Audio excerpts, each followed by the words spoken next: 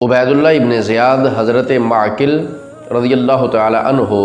کہ مرض الموت میں ان کی عیادت کے لیے آیا تو حضرت معقل رضی اللہ تعالی عنہ نے فرمایا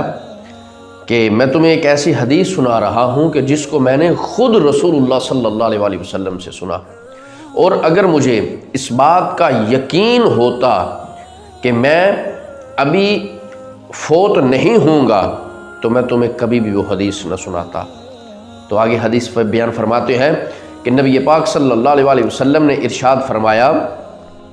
کہ جس شخص کو اللہ تعالیٰ نے لوگوں پر حاکم بنایا ہوا ہو اور وہ ان لوگوں کے حقوق میں خیانت کرے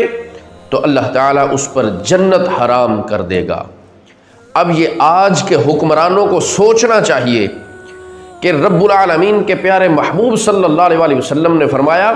کہ جو شخص اپنی رعایا کے حقوق کے اندر خیانت کرے گا رب اس پہ جنت کو حرام کر دے گا۔